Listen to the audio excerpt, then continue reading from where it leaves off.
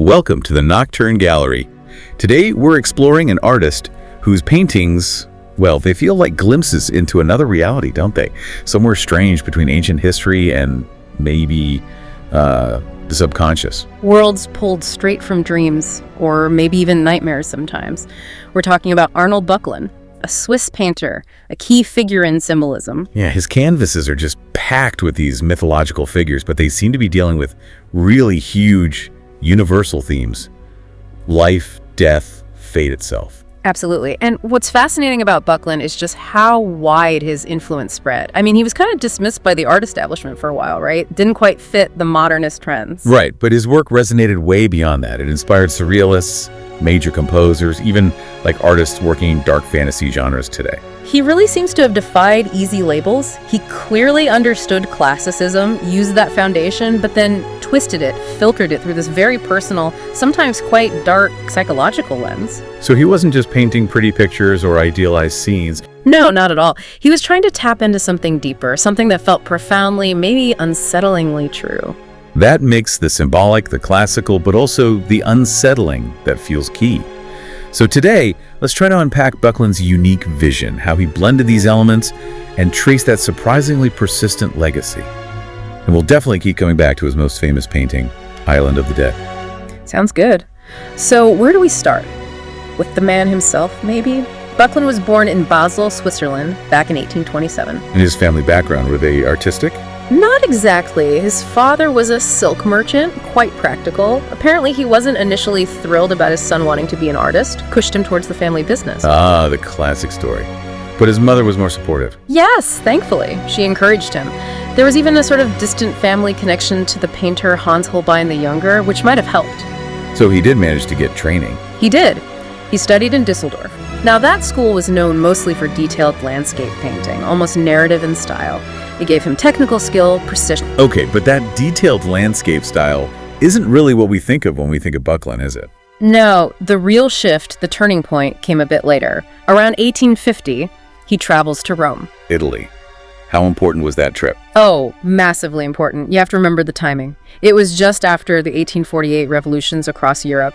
In art, the big trend was moving towards realism, painting the modern world, everyday life. And Böcklin gets to Rome and ignores all that. Pretty much. He went completely the other direction. He immersed himself in antiquity. And it wasn't just looking at Renaissance masters in museums. Rome itself was an open-air museum. Right. Decades of archaeological digs were happening. Exactly. Antiquity was literally being dug up all around him. The ruins, the overgrown gardens, the sense of decay mixed with history that became his real classroom, his inspiration. So Rome was creatively vital. But was it an easy time for him personally? Was he successful right away? Oh, definitely not. Those early years were incredibly tough financially. Really tough. How tough? Well, there's a story that he was so broke, he seriously considered giving up art entirely. He thought about joining the Swiss Guard regiments down in Naples as a mercenary soldier. Wow. Böcklin the mercenary, that would have been a different legacy. Wouldn't it? Luckily, things changed. He met and married Angela Piscucci in 1853. And she wasn't just his wife, she became his primary model, his muse, really, for decades. So stability arrived, but Italy also brought immense personal hardship, didn't it? Beyond the financial struggles. Yes, profound tragedy. He and Angela had, believe it or not, 14 children together. 14. 14. And the heartbreaking part is that many of them died very young, in infancy or childhood. That's almost unimaginable loss. And didn't he have his own brush with death, too? He did. In 1859, he nearly died from typhoid fever. So you put that together, the constant grief over losing children, facing his own mortality, it inevitably shaped his worldview and his art.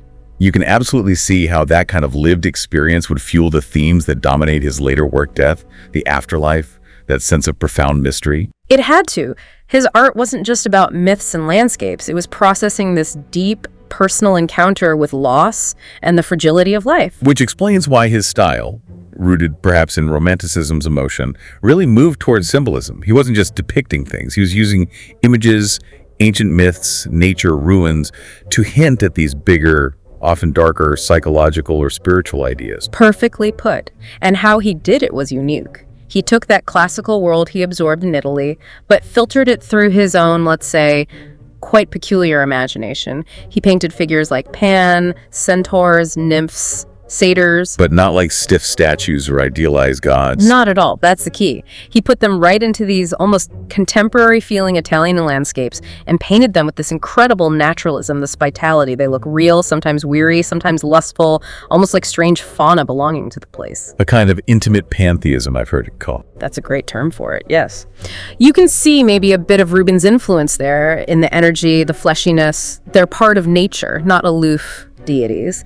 And Angela, his wife, often modeled for these figures, grounding the mythic in the personal. What about his actual painting technique? He's known for those rich, moody colors. Yes, he was a master of creating atmosphere, especially with color, and his handling of water and sky is remarkable. He built up these dense, resonant tones. He was also quite experimental, actually. Oh, in what way? Early on, he played around with things like encaustic painting with heated wax.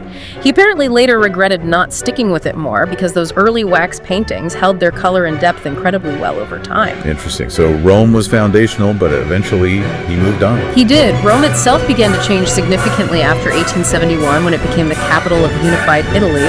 There was a huge construction boom, modernization. And Böcklin didn't like that. He hated it. He called it a disfigurement.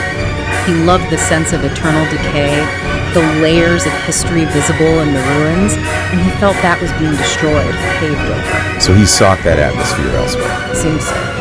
He moved to Florence in the 1870s and eventually settled near Fiesole in the hills outside the city in the 1890s. And it was primarily during his time based in Florence that he created his most famous, most enduring work. Which brings us squarely to Island of the Dead. The one painting that just refused to fade away.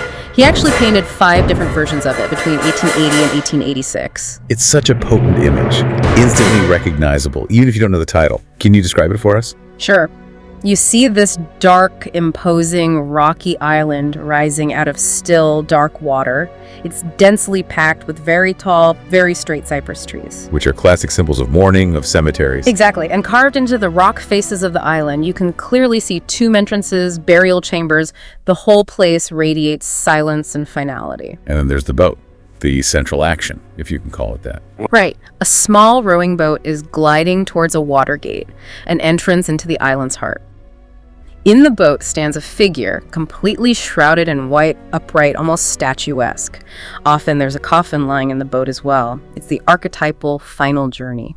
Where did such a powerful image come from? What was the inspiration? It seems to have been a mix of things, both deeply personal and related to a specific commission. On the personal side, it's believed that the English cemetery in Florence, where his own infant daughter Maria was buried, subconsciously influenced the composition, the mood. Ah, so that deep personal grief is woven right in. Absolutely. But then one version was specifically commissioned by a widow, a Madame Bernat.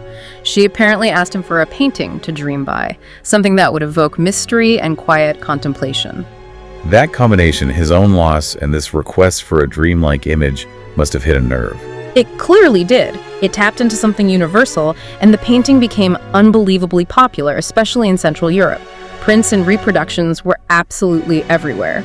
Nabokov even mentioned finding a print in basically every Berlin home he visited. It became a cultural phenomenon, an image people needed maybe to confront or contemplate mortality. It seems that way, yet despite this huge popularity during his lifetime, after Böcklin died in 1901, his reputation took a nosedive. Really? Why? What happened? Well, modernism happened. Movements like Cubism, abstraction, they were reacting against the kind of art Böcklin represented. What was their issue with him specifically? He was seen as too literary, too narrative, too detailed, maybe too sentimental. His reliance on mythology and creating these specific moods felt out of step with the push towards pure form and abstraction.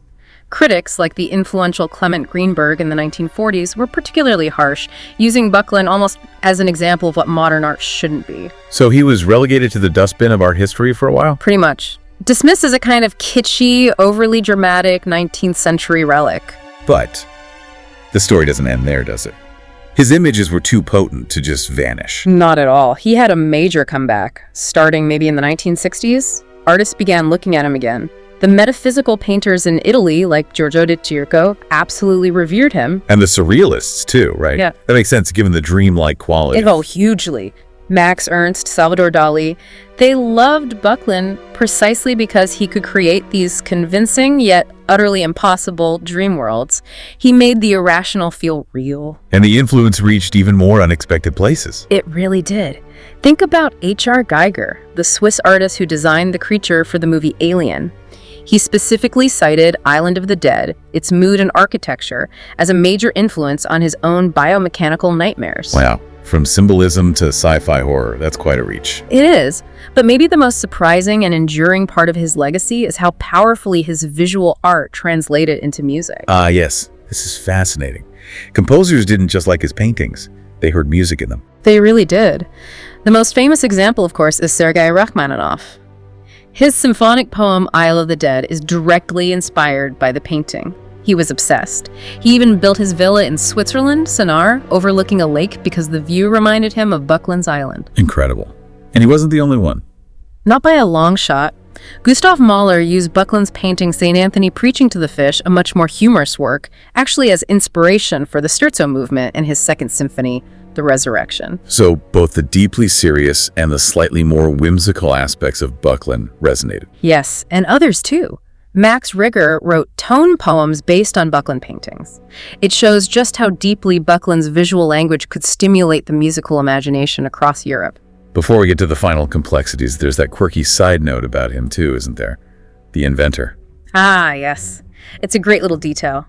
Böcklin wasn't just confined to the canvas. He had this lifelong fascination with flight.